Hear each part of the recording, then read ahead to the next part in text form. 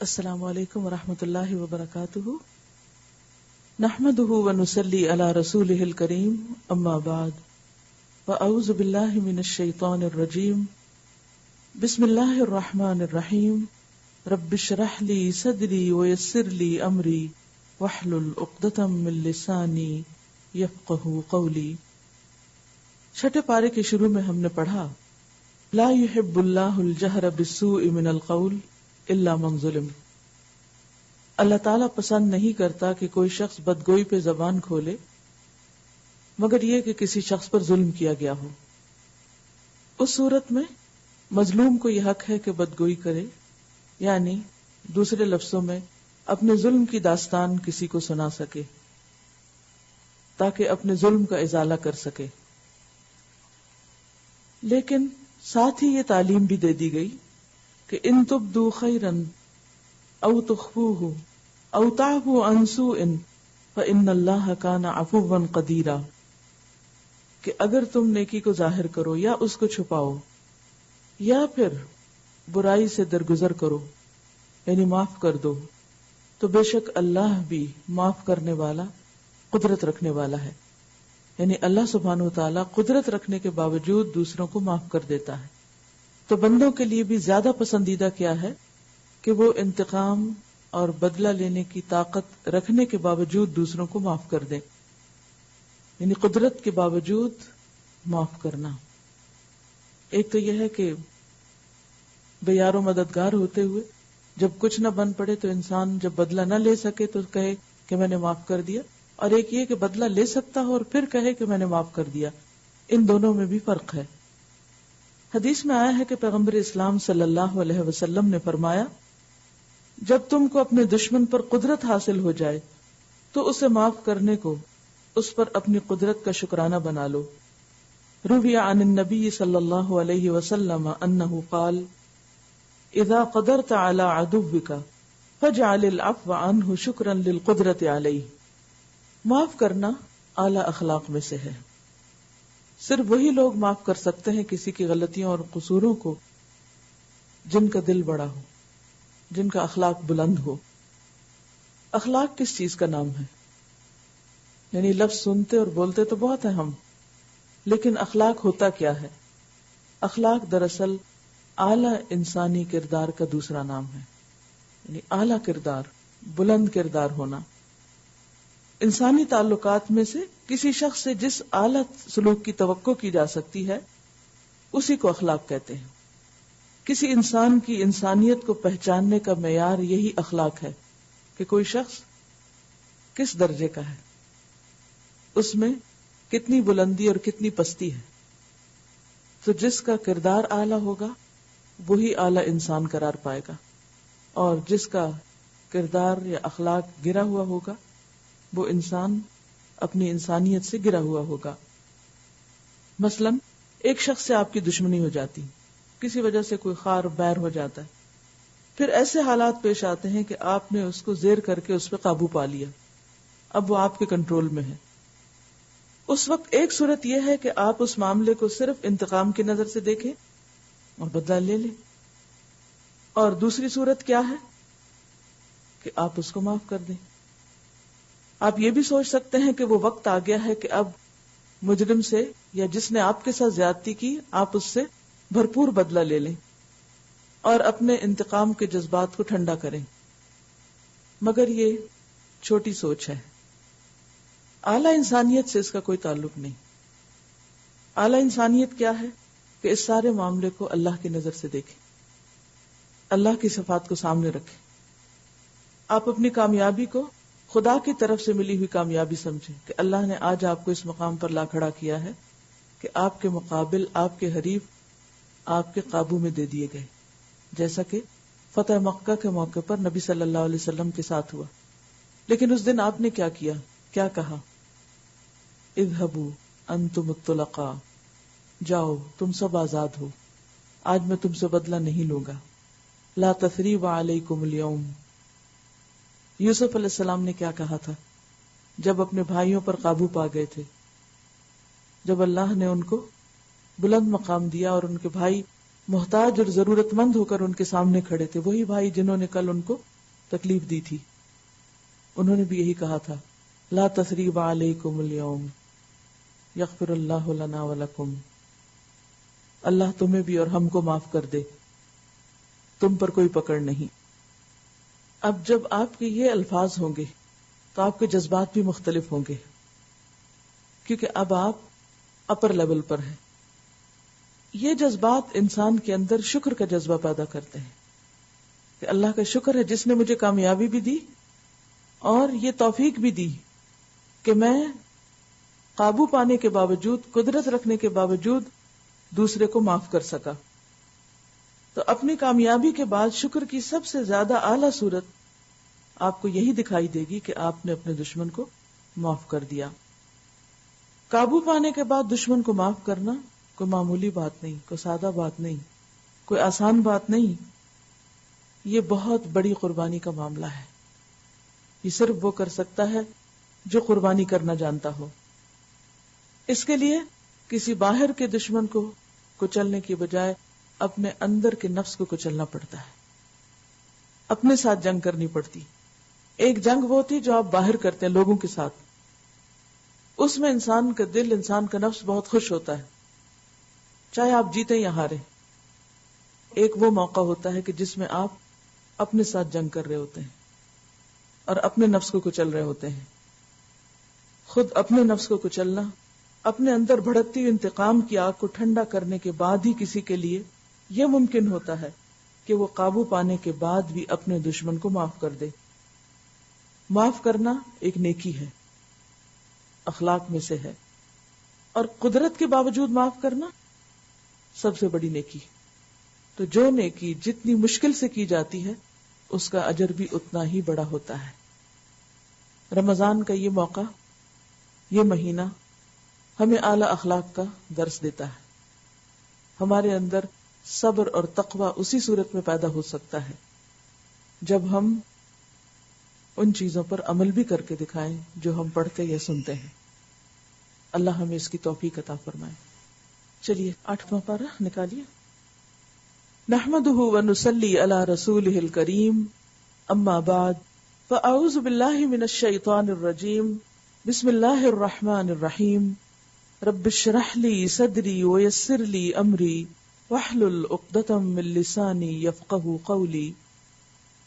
ولو اننا نزلنا الیہم الملائکۃ وکلمہم الموتى وحشرنا علیہم كل شیء قبلا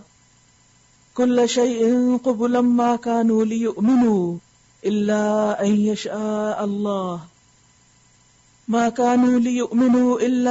يشاء الله ولكن اکثرهم يجهلون. اگر ہم فرشتے بھی ان پر نازل کر دیتے اور مردے ان سے باتیں کرتے اور دنیا بھر کی چیزوں کو ہم ان کی آنکھوں کے سامنے جمع کر دیتے، تب بھی یہ ایمان لانے والے نہ تھے.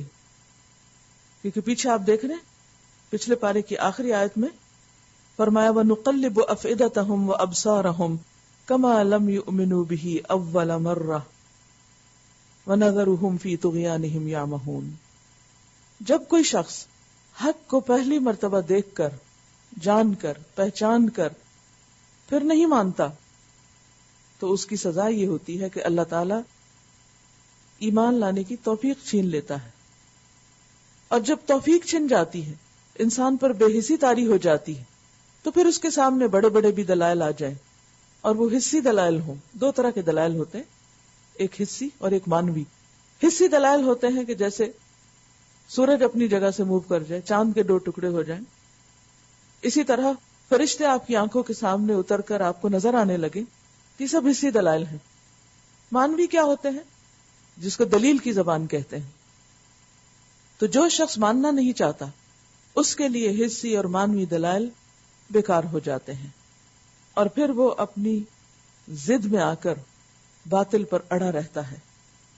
ان لوگوں کا حال بھی یہی ہے کہ ان کے سامنے دنیا بھر کی چیزوں کو بھی جمع کر دیں تب بھی یہ ایمان لانے والے نہیں، الا یہ کہ مشیت الہی یہی ہو کہ وہ ایمان لائیں، مگر اکثر لوگ نادانی کی باتیں کرتے ہیں.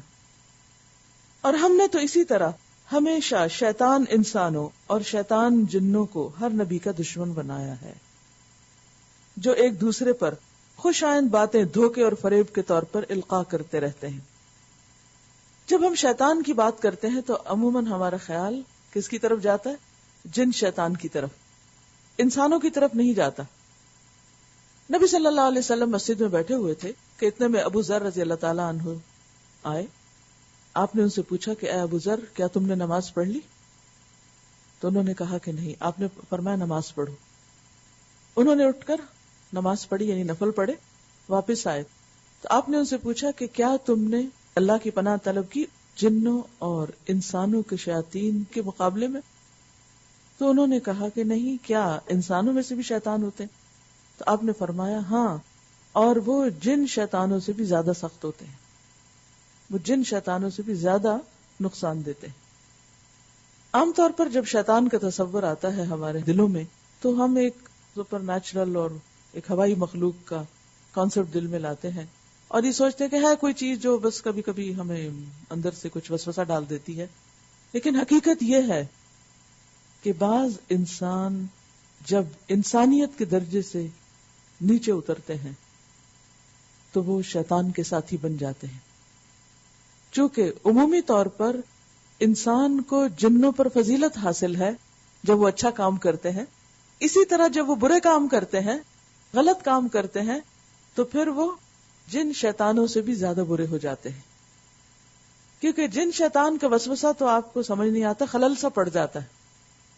لیکن انسان شیطان جو ہوتے ہیں، یعنی انسانی شیطان، وہ باقاعدہ انسانوں کی شکل میں آپ کے سامنے آ کر ایسی چکنی چپڑی باتیں کرتے ہیں، آپ کی ایسی ہمدردیاں لیتے ہیں، آپ کے ساتھ ہمدردی کا اظہار کرتے ہیں اور آپ کو حق سے اس طرح پھیر کے لے جاتے ہیں کہ آپ کو پتہ بھی نہیں چلتا کہ آپ اصل راہ سے ہٹ چکے ہیں، آپ اللہ کے راستے سے ہٹ چکے ہیں، یا دین کے کام میں پیچھے رہ رہے ہیں، یا عبادت میں آپ سستی کر رہے ہیں۔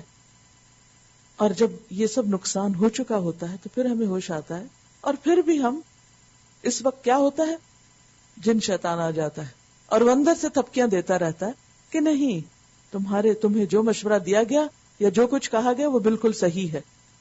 تو بات یہ ہے کہ ہر نبی کے لیے یہ دونوں طرح کے دشمن رہے ہیں۔ تو جو شخص بھی کار نبوت سے مراد جو کام نبیوں نے کیا، کیا کام کیا تھا انہوں نے؟ اللہ کی بات کو لوگوں تک پہنچایا تھا۔ جو شخص بھی کار نبوت کو آگے لے کر بڑھے گا اس کو ان دونوں طرح کے دشمنوں سے واسطہ پڑے گا۔ اس لیے انتہائی ہوشیار ہونے کی ضرورت ہے کہ ہمارے ہی دوست، ہمارے ہی بظاہر خیر خواہ نظر آنے والے لوگ، ہمارے رشتہ دار، خود ہمارے اولاد اور ہمارے قریب کے لوگ، کہیں وہ خود شیطان کے داؤ پھیر میں تو نہیں آئے ہوئے، اور کہیں وہ اس کے اثر سے ہمیں حق سے روک تو نہیں رہے۔ کیونکہ یہاں پر یہ بھی بتا دیا گیا کہ یوحی بعضهم الی بعض زخرف القول غرورا، جو ایک دوسرے پر خوش آئند باتیں دھوکے اور فریب کے طور پر القاء کرتے رہتے ہیں۔ تو فرمایا تم ان کی فکر نہ کرو، ان کے بارے میں پریشان نہ ہو، کیونکہ اللہ سبحانہ وتعالی نے اپنے پیغمبروں کو خاص قسم کی مدد سے نوازا تھا اور ہر موقع پر ان کی تائید کی اور ان کو تھام کر رکھا۔ اور آج بھی انسانوں کو اللہ کی مدد حاصل ہوتی ہے اگر ان کی نیت میں اخلاص ہوتا ہے، اگر ان کے جذبے سچے ہوتے ہیں، اور اگر ان پر اللہ کی خاص رحمت ہوتی ہے۔ تو انسان ان تمام دشمنوں سے مقابلہ کرتے ہوئے اللہ کے راستے پر آگے بڑھتا جاتا ہے اور استقامت اختیار کرتا ہے۔ پھر فرمایا اگر تمہارے رب کی مشیت یہ ہوتی کہ وہ ایسا نہ کریں تو وہ کبھی نہ کرتے۔ اللہ ان کو ڈھیل دیتا ہے کہ کریں، اور پھر ہمارا امتحان ہو کہ ہم کیا کرتے ہیں۔ بس تم انہیں ان کے حال پر چھوڑ دو کہ اپنی افترا پردازیاں کرتے رہیں، یعنی وہ اپنے کام کرتے رہیں اور تم اپنا کام کرتے رہو۔ یہ سب کچھ ہم انہیں اسی لیے کرنے دے رہے ہیں کہ جو لوگ آخرت پر ایمان نہیں رکھتے ان کے دل اس خوشنما دھوکے کی طرف مائل ہوں اور وہ اس سے راضی ہو جائیں اور ان برائیوں کا اکتساب کریں جن کا اکتساب وہ کرنا چاہتے ہیں۔ یعنی شیطانوں کے، انسانی شیطان ہو یا جن شیطان، ان کے وسوسوں کی زد میں کون آتا ہے؟ جو آخرت کو فراموش کر چکا ہوتا ہے، جو اپنے آخری انجام کو بھول جاتا ہے، جو آخرت کی ہمیشہ کی کامیابی کو اپنی نظروں سے اوجھل کر دیتا ہے، اسی شخص پر ان لوگوں کا وار چلتا ہے جن لوگوں کی منزل بلند ہوتی ہے، جو آخرت پر یقین رکھتے ہیں، جن کے لیے کامیابی کا معیار صرف دنیا کی کامیابی، دنیا کے فائدے اور دنیا کا آرام نہیں۔ وہ لوگ ان چالوں کو خوب پہچان لیتے ہیں، اللہ ان کا دل کھول دیتا ہے اور ان کو نظر آنے لگتا ہے۔ پھر فرمایا، پھر جب یہ حال ہے تو کیا میں اللہ کے سوا کوئی اور فیصلہ کرنے والا تلاش کروں؟ یعنی کس سے پوچھیں کہ ہم صحیح رستے پر ہیں یا نہیں؟ لوگوں سے پوچھیں یا اللہ سے پوچھیں؟ اللہ کی کتاب بتانے والی ہے کہ ہمیں کیا کرنا چاہیے اور کیا نہیں کرنا چاہیے، کیونکہ اگر آپ کسی بھی معاملے میں مشکل میں ہیں یا پریشانی کا شکار ہیں اور اس کا حل آپ صرف لوگوں سے ڈھونڈیں گے تو لوگ تو اپنے مطلب اور اپنی مرضی اور اپنے خیال کے مطابق صحیح بات بتائیں گے، اور بعض اوقات اگر انہیں کسی خاص کام سے دلچسپی نہیں تو وہ آپ کو بھی اس سے دلچسپی لینے سے روکیں گے۔ نتیجہ کیا ہے کہ انسان کو کبھی بھی کسی بھی کنفیوژن میں، مثلاً آپ اللہ کی عبادت کر رہے ہیں یا اللہ کے دین کی خدمت کر رہے ہیں، آپ کو اگر کبھی بھی کنفیوژن ہونے لگے یا کبھی بھی شک پڑنے لگے کہ آپ صحیح رستے پر ہیں یا نہیں، تو لوگوں سے بعد میں پوچھیں، پہلے اپنے رب سے پوچھیں۔ اللہ کی کتاب پڑھتے جائیں، آپ کو خود ہی جواب ملنا شروع ہو جائیں گے کہ آپ جو کچھ کر رہے ہیں وہ صحیح ہے یا نہیں، کیونکہ ہمارا معاملہ اللہ کے ساتھ ہے، ہمیں اس کو جواب دینا ہے، اس سے جزا لینا ہے۔ ہم جو کچھ کر رہے ہیں اس کی خوشی اور اس کی رضا کے لیے کر رہے ہیں، تو جب کرنا اللہ کی رضا کے لیے ہے تو پوچھنا بھی کس سے چاہیے؟ اللہ سے، نہ کہ بندوں سے۔ حالانکہ اس نے پوری تفصیل کے ساتھ تمہاری طرف کتاب نازل کر دی ہے، اور جن لوگوں کو ہم نے تم سے پہلے کتاب دی تھی وہ جانتے ہیں کہ یہ کتاب تمہارے رب ہی کی طرف سے حق کے ساتھ نازل ہوئی ہے، لہٰذا تم شک کرنے والوں میں شامل نہ ہو، یعنی کبھی اپنے کام پر، اس کتاب کی تعلیمات پر شک نہ کرو، کیونکہ یہ کتاب اللہ کی اتاری ہوئی ہے، لا مبدل لکلماتہ، جس کے کلمات میں کوئی تبدیلی نہ ہوگی۔ تمہارے رب کی بات سچائی اور انصاف کے اعتبار سے کامل ہے، کوئی اس کے فرامین کو تبدیل کرنے والا نہیں، اور وہ سب کچھ سنتا اور جانتا ہے۔ اور اے محمد صلی اللہ علیہ وسلم، اگر تم ان لوگوں کی اکثریت کے کہنے پہ چلو، اگر تم لوگوں کی اکثریت کے کہنے پہ چلو، میجورٹی کی رائے کو لو، جو زمین میں بستے ہیں، تو وہ کیا کریں گے؟ یضلوک عن سبیل اللہ، وہ تم کو اللہ کے راستے سے بھٹکا دیں گے، کیونکہ یہ راستہ ان کی پسند کا نہیں، ان کے انٹرسٹ کا نہیں، ان کا انٹرسٹ کہیں اور ہے۔ وہ تو محض گمان پر چلتے اور قیاس آرائیاں کرتے ہیں، در حقیقت تمہارا رب زیادہ بہتر جانتا ہے کہ کون اس کے راستے سے ہٹا ہوا ہے اور کون سیدھی راہ پر ہے۔ پھر اگر تم لوگ اللہ کی آیات پر ایمان رکھتے ہو تو جس جانور پر اللہ کا نام لیا گیا ہو اس کا گوشت کھاؤ۔ اصل میں مشرکین مسلمانوں کو آ کر کہتے کہ یہ تمہارا کیسا دین ہے کہ جس کو تم خود مارتے ہو اس کو کھا لیتے ہو اور جس کو اللہ مارتا ہے اس کو نہیں کھاتے۔ دیکھنے میں تو بڑی صحیح دلیل معلوم ہو رہی تھی کہ طبعی موت، جو جانور مر گیا، مردار تھا یا کوئی چوٹ لگ کے مر گیا، تو اس کو اللہ نے مارا، اللہ کے اذن سے مرا، لہٰذا وہ زیادہ حق رکھتا ہے کہ اس کو کھایا جائے بنسبت اس کے کہ انسان خود اپنے ہاتھ سے ذبح کر کے کھائے۔ تو یہ صرف ایک شوشہ تھا، یہ کوئی دلیل نہیں تھی جو حق سے پھیرنے کے لیے تھی، مسلمانوں کو ان کے دین کے بارے میں شک میں مبتلا کرنے والی تھی۔ تو اس پر اللہ سبحانہ وتعالیٰ فرماتے ہیں کہ تم آخر کیوں نہ کھاؤ جس پر اللہ کا نام لیا گیا ہو، یعنی ذبح تم کرتے ہو مگر نام تو اللہ کا لیا جاتا ہے۔ بات یہ ہے کہ اس دنیا میں جو کچھ ہے وہ سب اللہ کا ہے، جانور ہو، انسان ہو، سب چیزیں اللہ کی ہیں، ہم تو وقتی طور پر ان سے فائدہ اٹھا رہے ہیں، اور اس کا بھی اللہ نے ہمیں اذن دیا اور ہمیں تقسیم کر دیا کہ کتنی چیزوں سے ہم فائدہ اٹھا سکتے ہیں، اور باقی سب تو اسی کا ہے۔ اب اللہ کی دی ہوئی چیزوں سے فائدہ اٹھانے کے لیے کیا ضروری ہے، کیا اصول ہے، کیا قانون ہے کہ وہ اللہ کی مرضی کے مطابق استعمال کی جائیں۔ مثلا جب آپ کسی کے گھر میں جاتے ہیں تو آپ کو پتا ہوتا ہے کہ یہ گھر کسی کا ہے، اس میں رکھی ہوئی ہر چیز کسی کی ہے، میری نہیں، لہٰذا ان چیزوں کا آپ کیسے استعمال کرتے ہیں؟ اس گھر والے کی مرضی سے، اور بعض چیزیں وہ خوشی سے آپ کے سامنے لا کے رکھتے ہیں اور اصرار کرتے ہیں کہ آپ ان کو استعمال کریں۔ جو کھانا وہ آپ کے لیے پکاتے ہیں وہ کیا چاہتے ہیں، وہ کس پہ خوش ہوتے ہیں کہ آپ اس کو کھائیں یا نہ کھائیں؟ اس پہ خوش ہوتے ہیں کہ آپ کھائیں، اسی طرح اللہ نے جو نعمتیں، جو جانور بندوں کے لیے حلال کیے اور کہا میرا نام لے کر ان کو قربان کرو اور تم کھاؤ، اس کھانے پر اللہ خوش ہوتا ہے، اس لیے یہ کھانا بھی عبادت ہے۔ لیکن اگر کوئی اس قسم کے شوشے چھوڑ کر انسان کو سیدھے رستے سے بھٹکانا چاہے تو بظاہر ان دلائل میں بعض اوقات ایسی قوت نظر آتی کہ انسان کہتا ہے کہ ہاں بات تو ٹھیک ہی لگ رہی ہے کہ جس کو اللہ نے مار دیا اسے بھی کھا لینا چاہیے۔ تو اصل بات یہ ہے کہ دین کے معاملے میں عقل اوپر نہیں ہوگی، عقل نیچے ہوگی۔ اوپر کون ہوگا؟ وحی، اللہ کی طرف سے آئی ہوئی رہنمائی۔ لہذا دین پر عمل کرتے ہوئے صرف لاجک پہ نہیں جائیں، عقل کی بات صرف نہیں دیکھیں کہ عقل کیا کہتی ہے، خواہشات کو نہیں دیکھیں، یہ دیکھیں کہ اللہ نے کیا فرمایا ہے، اس کی مرضی کیا ہے، وہ کیا چاہتا ہے، اور جو کچھ وہ چاہتا ہے اس کو کریں اور اس سے اجر پائیں۔ آخر کیا وجہ ہے کہ تم وہ چیز نہ کھاؤ جس پر اللہ کا نام لیا گیا ہو، حالانکہ جن چیزوں کا استعمال حالت اضطرار کے سوا دوسری تمام حالتوں میں اللہ نے حرام کر دیا، ان کی تفصیل وہ تمہیں بتا چکا ہے کہ کیا نہیں کھانا۔ بکثرت لوگوں کا حال یہ ہے کہ علم کے بغیر محض اپنی خواہشات کی بنا پر گمراہ کن باتیں کرتے ہیں۔ یہ میجورٹی کا حال ہے۔ کیا؟ وَإِنَّ كَثِيرًا لَيُضِلُّونَ بِأَهْوَائِهِمْ بِغَيْرِ عِلْمٍ۔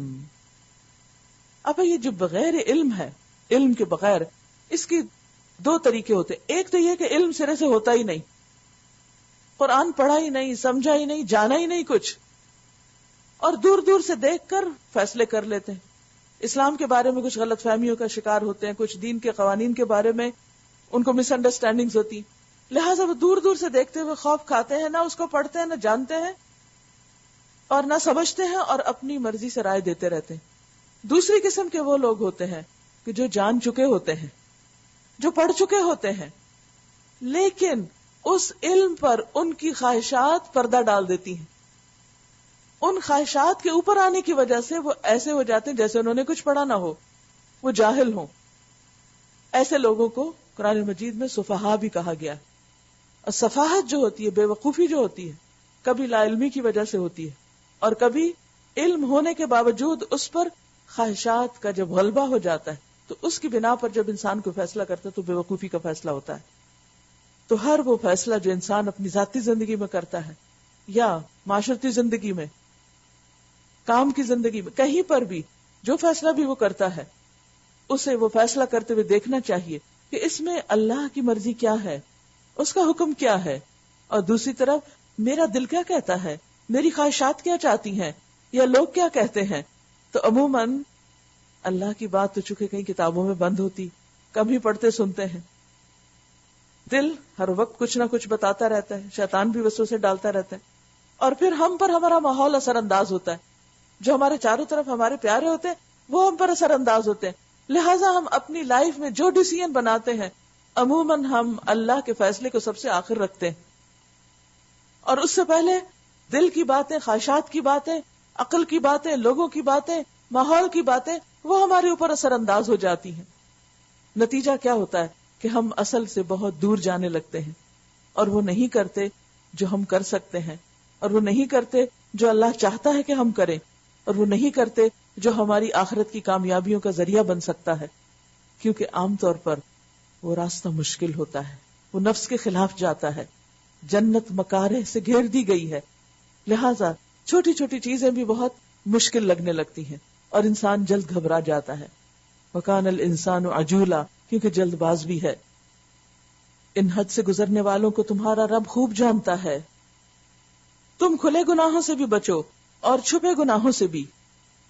جو لوگ گناہ کا اکتساب کرتے ہیں وہ اپنی اس کمائی کا بدلہ پا کر رہیں گے، اور جس جانور کو اللہ کا نام لے کر ذبح نہ کیا گیا ہو اس کا گوشت نہ کھاؤ۔ شرط لگا دی گئی کہ جس کے ذبح کے وقت اس پر اللہ کا نام نہیں لیا گیا اب تم اس کو مت کھاؤ۔ ایسا کرنا فسق ہے، یعنی نافرمانی ہے۔ شیاطین اپنے ساتھیوں کے دلوں میں شکوک اور اعتراضات القاء کرتے ہیں تاکہ وہ تم سے جھگڑا کریں کہ تم کیوں کھاتے ہو وہ جس پہ اللہ کا نام لیا گیا، لیکن اگر تم نے ان کی اطاعت قبول کر لی تو یقیناً تم مشرک ہو، کیونکہ یہ مشرکین ہی کے نظریات ہیں جن کی پیروی تم کر رہے ہو۔ أَوَمَنْ كَانَ مَيْتًا فَأَحْيَيْنَاهُ وَجَعَلْنَا لَهُ نُورًا يَمْشِي بِهِ فِي النَّاسِ كَمَنْ مَثَلُهُ فِي الظُّلُمَاتِ لَيْسَ بِخَارِجٍ مِّنْهَا۔ کیا وہ شخص جو پہلے مردہ تھا پھر ہم نے اسے زندگی بخشی اور اس کو وہ روشنی عطا کی جس کے اجالے میں وہ لوگوں کے درمیان زندگی کی راہ طے کرتا ہے، اس شخص کی طرح ہو سکتا ہے جو تاریکیوں میں پڑا ہوا ہو اور کسی طرح ان سے نکلتا نہ ہو۔ ایک شخص جو مردہ تھا، یہ مردہ کون تھا؟ جس کے اندر ایمان نہیں تھا، جس کے پاس علم الہی نہیں تھا، دین کی روشنی نہیں تھی۔ پھر ہم نے اس کو زندگی بخشی، اسے ایمان دیا، اسے علم کا نور دیا اور اس کو وہ روشنی عطا کی جس کے اجالے میں وہ لوگوں کے درمیان زندگی کی راہ طے کرتا ہے۔ اس کے سارے فیصلے اس روشنی کی بنا پر ہوتے ہیں، اس روشنی کے تحت ہوتے ہیں۔ اس کے پاس یہ ٹارچ ہے جس کو دیکھ کر وہ اپنی زندگی کی راہ میں اپنے لیے فیصلے کرتا ہے۔ ایک وہ ہے جو اندھیروں میں ہے کیونکہ اس کے دل پر خواہشات چھائی ہوئی ہیں، ایک وہ ہے جس کے پاس ایمان اور علم دین کی روشنی ہے، اور جب وہ کوئی کام کرنے لگتا ہے، جس طرح مڑنے لگتا ہے، وہ اس کو سامنے رکھ کے دیکھ لیتا ہے کہ راستہ ٹھیک ہے۔ اس کو ہائی وے پر وہ سائن بورڈز نظر آتے ہیں۔ آپ نے دیکھا کہ جب رات کے وقت آپ ہائی وے پہ جا رہے ہو اور اگر لائٹس نہ ہو تو آپ کیا کرتے ہیں؟ اپنی گاڑی کی 2 آنکھیں کھلی رکھتے ہیں اور ان لائٹس کے ساتھ کیا دیکھتے ہیں کہ کدھر کو جا رہے ہیں، کیا صحیح راستے پہ ہیں یا نہیں۔ تو جب ماحول میں تاریکیاں ہوتی ہیں، جب سارا معاشرہ دین کے خلاف جا رہا ہوتا ہے، ہر طرف اندھیری رات چھائی ہوئی ہوتی ہے اور باہر سے آپ کو روشنی نہیں ملتی، تو پھر آپ کو کیا چاہیے کہ آپ اپنے دل کی آنکھوں سے دیکھیں۔ تو دل میں کیا ہونا چاہیے؟ پھر قرآن کا نور ہونا چاہیے، اللہ کی کتاب کی روشنی ہونی چاہیے، اور اس کو کبھی بھی مدھم نہیں ہونے دینا چاہیے تاکہ ہم صحیح راستے پر گامزن رہیں۔ ایسا شخص لوگوں کے بیچ میں ہوتے ہوئے بھی صحیح راستے پہ جا رہا ہوتا ہے، کیونکہ وہ لوگوں کی نگاہ اور لوگوں کی خواہشات پہ نہیں چلتا، وہ اپنے صحیح اور غلط کا معیار لوگوں کو نہیں بناتا کہ کیا چیز ان ہے، فیشن ہے، کون سی چیز آج کل بہت پاپولر ہے۔ وہ پھر پاپولر ہونے کی کوشش نہیں کرتا، وہ کیا دیکھتا ہے کہ کون سی چیز صحیح ہے۔ اور اس لیے یہ جو بات کی گئی نا، یہ بہت ہی خوبصورت ہے کہ وہ لوگوں کے بیچ میں اپنا راستہ دیکھ رہا ہوتا ہے۔ لوگ اندھیروں میں بھٹک رہے ہیں لیکن چونکہ اس کے پاس روشنی ہے تو وہ صحیح راستے پہ جا رہا ہوتا ہے۔ لوگ دائیں بائیں مڑ جاتے ہیں، بھٹک جاتے ہیں، وہ نہیں بھٹکتا کیونکہ اس کے دل کی آنکھیں کھلی ہیں، اس کو صحیح نظر آ رہا ہے کہ صحیح کیا اور غلط کیا ہے۔ تو کیا ایسا شخص اس شخص کی طرح ہو سکتا ہے جو تاریکیوں میں پڑا ہوا ہو اور کسی طرح ان سے نہ نکلتا ہو، وہ اپنی خواہشات سے باہر آ ہی نہ سکتا ہو؟ کافروں کے لیے تو اسی طرح ان کے اعمال خوشنما بنا دیے گئے ہیں، یعنی جو کچھ وہ دنیا میں کر رہے ہیں اور بظاہر دنیا کی چھوٹی چھوٹی کامیابیاں اور چھوٹے چھوٹے فائدے ان کو حق کے قبول کرنے میں رکاوٹ بنے ہوئے ہیں، اور اس طرح وہ سمجھتے ہیں کہ جو کچھ وہ کر رہے ہیں وہ بالکل ٹھیک ہے۔ اور اسی طرح ہم نے ہر بستی میں اس کے بڑے بڑے مجرموں کو لگا دیا ہے، ہر بستی میں، ہر علاقے میں، ہر جگہ پر، کہ وہاں وہ اپنے مکر و فریب کا جال پھیلائیں، وہ اپنا نیٹ لوگوں پہ ڈال دیں۔ دراصل وہ اپنے فریب کے جال میں آپ پھنستے ہیں مگر انہیں اس کا شعور نہیں، کیونکہ کسی کے اوپر کوئی اور جال صرف اس وقت ڈال سکتا ہے جب وہ خود محتاط نہ ہو۔ تو جو شخص تقوی کی زندگی گزار رہا ہوتا ہے، جو کانشیس ہوتا ہے، جو الرٹ ہوتا ہے، اس کو پتہ چل جاتا ہے کہ کدھر سے دشمن آ رہا ہے، شکاری کدھر سے آ رہا ہے۔ آپ نے دیکھا ہوگا کہ مکھی کی آنکھ کتنی چھوٹی ہوتی لیکن چونکہ اس کے لینزز ہر طرف ہوتے ہیں، کئی 100 لینزز ہیں اس کی آنکھ میں، لہٰذا آپ اس سے دور سے بھی ہاتھ اس کی طرف بڑھاتے ہیں تو وہ اڑ جاتی ہے آگے سے، وہ آپ کے ہاتھ نہیں آتی۔ اسی طرح پرندے وہ ہم سے زیادہ بہتر دیکھتے ہیں، تو آپ نے دیکھا ہوگا کہ شکاری جب ان پہ جال ڈالنے لگتے تو اس سے پہلے ہی اڑ چکے ہوتے ہیں، بہت کم بیچ میں پھنستے ہیں، سوائے اس کے جو سارے ڈال کے دانا چننے میں لگے ہوئے ہوں اور وہ یہ دیکھنا بھول جائیں کہ دشمن بھی ہے کہیں آس پاس۔ تو جو لوگ دنیا میں انگروس ہو جائیں، ادھر ہی پھنسے ہوئے ہوں، تو پھر ان کو نہیں پتا چلتا کہ شیطان کب جال ڈال رہا ہے اور یہ مجرم کب جال ڈال رہے ہیں، اور انسان اس طرح ٹریپ میں آ جاتا ہے۔ اور پھر جب ٹریپ میں آتا ہے اور اپنے ساتھ اور بھی بہت سے لوگوں کو وہی کچھ کرتے دیکھتا ہے غلامی کی حالت میں، کیونکہ یہ بھی انسانوں کی غلامی ہوتی ہے نا، کہ انسان کچھ آزادی سے نہ کر سکے، اپنی مرضی سے نہ کر سکے، اس کی سوچ بس وہی ہے جو معاشرے کی سوچ ہے، جو سب کی سوچ ہے، لہٰذا وہ سمجھتا ہے کہ بالکل ٹھیک کر رہا ہے، حالانکہ وہ شیطان کے پھندے میں پھنس چکا ہوتا ہے۔ جب ان کے سامنے کوئی آیت آتی ہے تو وہ کہتے ہیں ہم نہ مانیں گے جب تک کہ وہ چیز خود ہم کو نہ دی جائے، رسالت نبوت ہمارے پاس آنی چاہیے تھی۔ اس تکبر غرور کا شکار ہیں۔ جو اللہ کے رسولوں کو دی گئی وہ ہمیں ملنا چاہیے تھا۔ اللہ زیادہ بہتر جانتا ہے کہ اپنی پیغمبری کا کام کس سے لے اور کس طرح لے۔ قریب ہے وہ وقت جب یہ مجرم اپنی مکاریوں کی پاداش میں اللہ کے ہاں ذلت اور سخت عذاب سے دوچار ہوں گے۔ بس یہ حقیقت ہے کہ جسے اللہ ہدایت بخشنے کا ارادہ کرتا ہے اس کا سینہ اسلام کے لیے کھول دیتا ہے۔ فَمَن يُرِدِ اللَّهُ أَن يَهْدِيَهُ يَشْرَحْ صَدْرَهُ لِلْإِسْلَامِ، اس کے دل میں اسلام کی محبت آ جاتی ہے، اس کو اسلام کی باتوں میں سینس نظر آتی ہے، اس کا دل اس میں اٹک جاتا ہے، پھر وہ کسی انا کا شکار نہیں ہوتا بلکہ حق کو قبول کر لیتا ہے اور خوشی سے قبول کرتا ہے۔ پھر اس کے اندر ایسا ایمان پیدا ہوتا ہے کہ وہ اس کو چومکھی لڑائی لڑا دیتا ہے۔ اپنے نفس کے خلاف بھی انسان پھر لڑ لیتا ہے، شیطان کے بھی، اور ہر اس شخص کے ساتھ مقابلہ کر سکتا ہے پورے ایمان و یقین کے ساتھ جو اس کو اس سیدھے رستے سے ہٹانا چاہتے ہیں۔ تو یہ دل کا کھلنا کیا ہے؟ خوشی سے اللہ کی بات کو سننا، خوشی سے اس کو قبول کرنا، خوشی سے اس کی طرف بڑھنا، ان باتوں میں دل لگنا۔ اور جب انسان غفلت اختیار کرتا ہے، جب انسان خواہشات کا شکار ہوتا ہے، تو پھر خود قرآن کی طرف آتے ہوئے قدم بڑے بوجھل ہونے لگتے ہیں۔ وہ نفس کی بیڑیاں، شیطان کی بیڑیاں اور مختلف قسم کے چینز اس کو کھینچتے ہیں۔ پھر اچھا اگر میں اس طرف آیا تو لوگ کیا کریں گے، لوگ کیا کہیں گے، فلاں کا کیا ہوگا، یہ کام کیسے ہوگا، لہذا وہ پیچھے ہٹنے لگتا ہے۔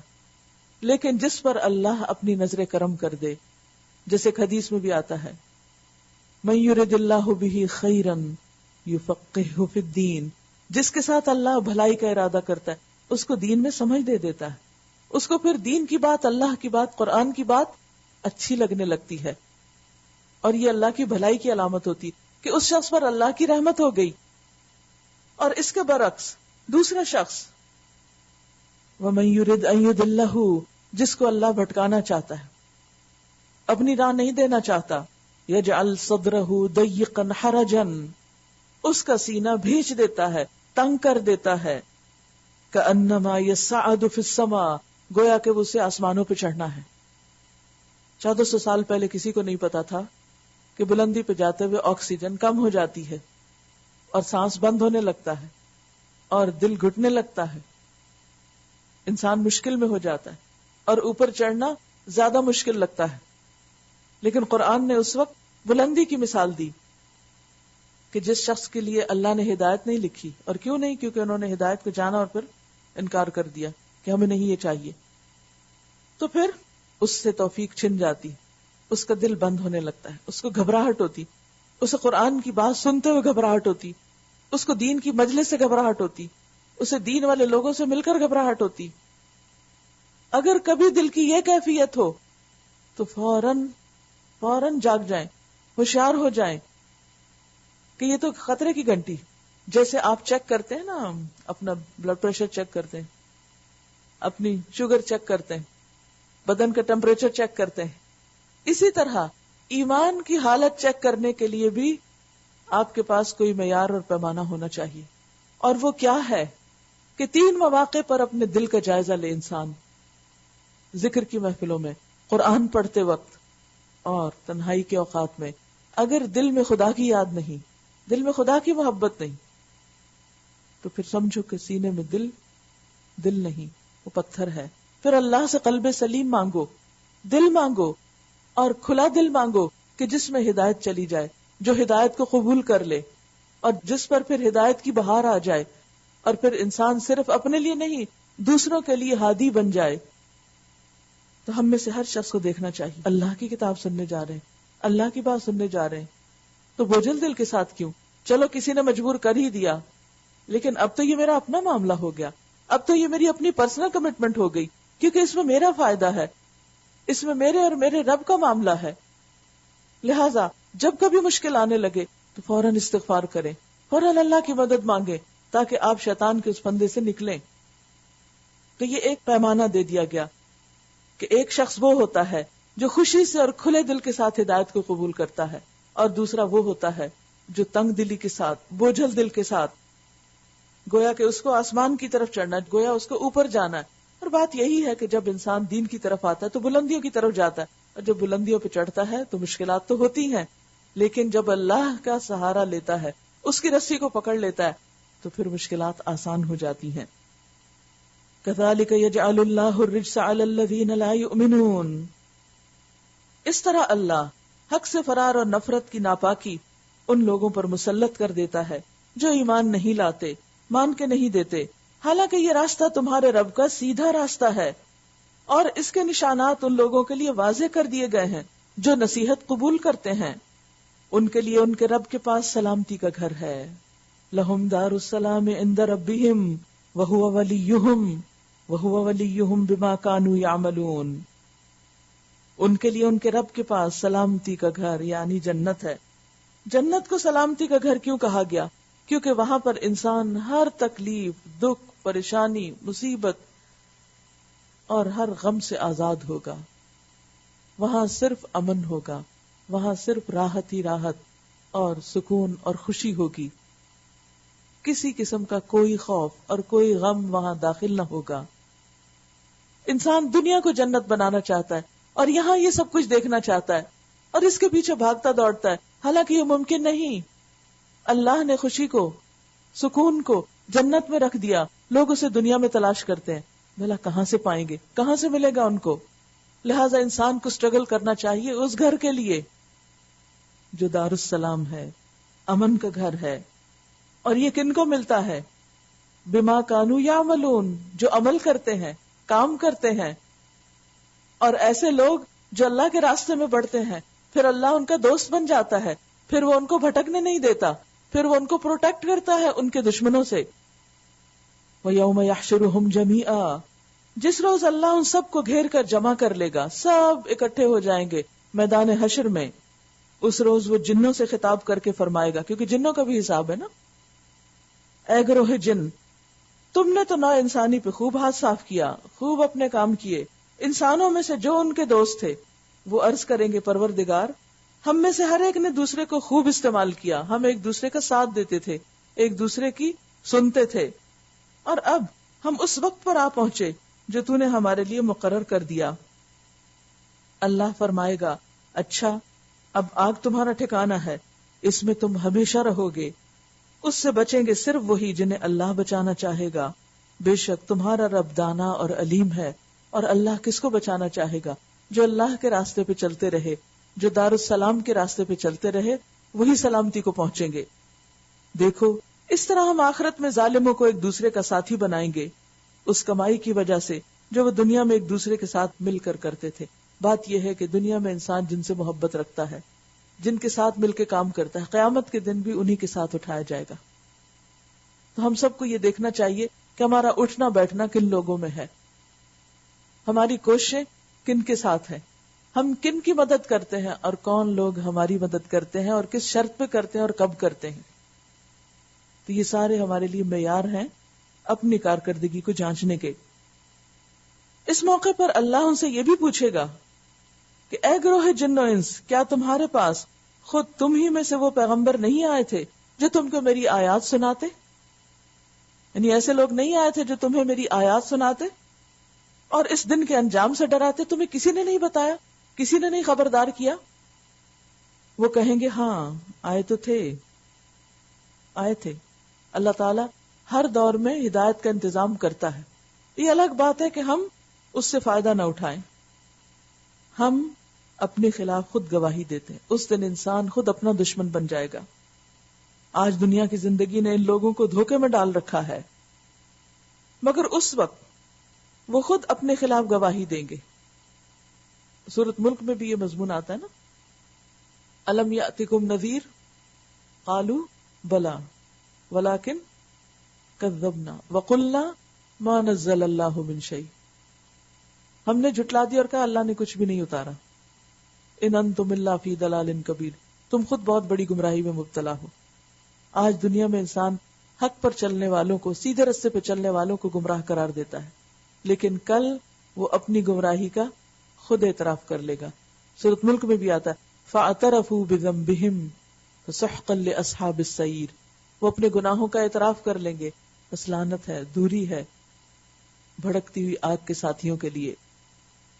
وَغَرَّتْهُمُ الْحَيَاةُ الدُّنْيَا، آج دنیا کی زندگی نے ان لوگوں کو دھوکے میں ڈال رکھا ہے، مگر اس وقت وہ خود اپنے خلاف گواہی دیں گے کہ وہ کافر تھے، یعنی انہوں نے مانا نہیں تھا. یہ گواہی کا سلسلہ کیوں ہوگا؟ تاکہ ثابت ہو جائے ذَلِكَ أَن لَّمْ يَكُن رَّبُّكَ مُهْلِكَ الْقُرَىٰ بِظُلْمٍ وَأَهْلُهَا غَافِلُونَ، کہ تمہارا رب بستیوں کو ظلم کے ساتھ تباہ کرنے والا نہ تھا جبکہ ان کے باشندے حقیقت سے ناواقف ہوں کہ ان تک پیغام پہنچا نہ ہو. وَلِكُلٍّ دَرَجَاتٌ مِّمَّا عَمِلُوا، ہر شخص کا درجہ اس کے عمل کے لحاظ سے ہے. ہر شخص، اس کا درجہ، اس کا آخرت میں سٹیٹس، جنت میں اس کا مقام اس کے عمل کے مطابق ہے. جیسے دنیا میں مختلف لوگوں کا سٹیٹس کس کے مطابق ہوتا ہے؟ ان کی کوششوں کے مطابق، یعنی ان کو جو مقام ملتا ہے وہ ان کی محنت کے صلے میں ملتا ہے. آج دنیا کے امتحان کے لیے ہم کتنی کوشش کرتے ہیں، دنیا کی ساری راحتوں اور آرام کو قربان کر دیتے ہیں. کسی بھی طالب علم سے پوچھے، جو سنجیدہ طالب علم، جو دنیا میں کامیابی کا خواہش مند ہو، اسے کھانا پینا بھول جاتا ہے، وہ سونا بھول جاتا ہے، وہ سارے دل پسند مشغلے چھوڑ دیتا ہے، دوستوں سے ملنا جلنا، پارٹیز اٹینڈ کرنا، سب کچھ چھوٹ جاتا ہے. اگر پوچھے کہ کیوں اپنے آپ کو اتنی مشقت میں ڈال دیا، کہتے کہ فلاں ڈگری لینی، اور ایک ڈگری کے بعد ایک ڈگری اور پھر اسپیشلٹی کیسی کیسی قربانیوں کا تقاضا کرتی ہے. کیا کسی ان پڑھ شخص کو ڈاکٹر بنا دیا جاتا ہے؟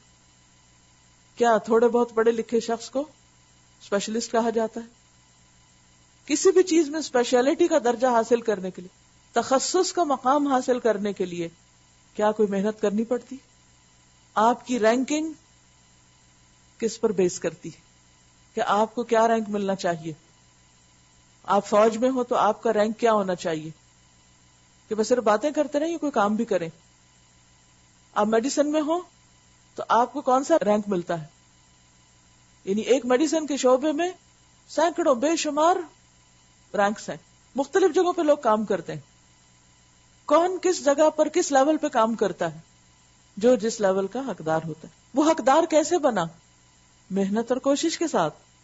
بالکل اسی طرح آخرت میں بھی لوگوں کے لیولز ہوں گے، درجے ہوں گے. کوئی جنت کے نچلے درجے میں ہوگا، کوئی اوپر کے، کوئی اس سے بھی اوپر کے بالا خانوں میں، کوئی اس سے بھی بہترین، اور وہ درجے ہمیشہ کے لیے ہوں گے. دیکھا یہ جائے گا کہ کون کتنی محنت کر کے آیا، کتنی کوشش کر کے آیا، کتنا اخلاص تھا اس کی منزل کیا تھی، اس کی طلب تڑپ اور تمنا کیا تھی. پھر وہی بات کہ منیمائزر سے یا میکسیمائزر. تو بہت سے لوگ دنیا کے لیے تو میکسیمائزرز ہوتے ہیں، لیکن جب آخرت کی بات آتی ہے تو منیمائزر ہو جاتے ہیں. اور کیا کہتے ہیں؟ ہم دنیا کے لیے جو اتنی بھاگ دوڑ کر رہے ہیں، ہمارے پاس وقت نہیں ہے. اور کچھ لوگ آخرت کے معاملے میں میکسیمائزرز ہوتے ہیں اور دنیا کے معاملے میں، یعنی اپنی ذاتی ضروریات کے معاملے میں منیمائزرز. اور دنیا میں بھی جو کچھ کرتے ہیں، خواہ وہ بظاہر دنیا کا کام نظر آتا ہے، وہ اتنے عقل مند ہوتے ہیں کہ اس کو بھی اپنی آخرت کا ذریعہ بناتے ہیں، کہ اس کو اتنے صحیح طریقے سے کرتے ہیں اور اتنے اچھے سے کرتے ہیں کہ وہ صرف دنیا کے فائدے کے لیے نہیں، آخرت کے فائدے کا ہو جائے. وہ اپنے ہر کام کا حق ادا کرتے ہیں. وَلِكُلٍّ دَرَجَاتٌ مِّمَّا عَمِلُوا، ہر ایک کے درجے ہیں اس کے مطابق جو انہوں نے عمل کیے، کوششیں کی، کام کیا، محنت کی، اسی کے مطابق گریڈز ملیں گے. کوئی سی لیتا ہے، کوئی بی لیتا ہے، کوئی اے لیتا ہے اور کوئی اے اسٹار لیتا ہے. جیسے دنیا میں درجے ویسے ہی آخرت میں بھی کوئی آل سٹارز ہوں گے. وہ وہی ہوں گے جو والسابقون السابقون اولئک المقربون، جو ہر نیکی کے کام میں سبقت لے جائیں. وہ انتظار نہ کریں کہ کوئی ہمیں کہے تو پھر ہم کر لیں، وہ موقع کی تلاش میں رہیں کہ اور کیا ہو سکتا ہے. کسی بھی اچھے کام میں جب وہ لگے تو وہ یہ دیکھیں کہ اس کو اور اچھا کیسے بنایا جا سکتا ہے. اب دیکھیں کہ جن لوگوں نے دنیا میں انعام لینا ہوتا ہے، مثلا کسی پینٹنگ کو انہوں نے مقابلے میں رکھنا ہوتا ہے، یہ مقابلہ ہے نا آخرت کا ہمارے لیے سامنے. تو جب دنیا میں کام کرنے والے کسی مقابلے میں پینٹنگ رکھتے ہیں تو اس کے لیے کیا کرتے ہیں؟ کس کس اینگل سے دیکھتے ہیں، کتنی محنت کرتے ہیں، پھر یہ دیکھتے رہتے اور کیسے بہتر ہو سکتا ہے، اور کیسے بہتر ہو سکتا ہے۔ آج ہم سب اپنے آپ کو دیکھیں، اپنی نمازوں کو دیکھیں، کتنی دفعہ ہم سوچتے ہیں کہ اور ہم اپنی نماز کیسے بہتر بنائیں، اس سے زیادہ اچھی کیسے پڑھ سکتے ہیں۔ قرآن پڑھنے کا معاملہ ہو، قرات اور تجوید کا ہو، تو کتنی دفعہ سوچتے ہیں کہ اچھا اور اچھا کیسے پڑھ سکتے ہیں، اس سے بہتر کیسے ہو سکتا ہے، اور وہ بغیر پریکٹس اور محنت کے ہی ہو جایا کرتا ہے۔ نہیں، وہ دیکھتے بھی ہیں اور پھر وہ کرتے بھی ہیں، وہ کچھ اس کے اوپر جان لڑاتے ہیں، محنت کرتے ہیں، اپنی نیندیں حرام کرتے ہیں۔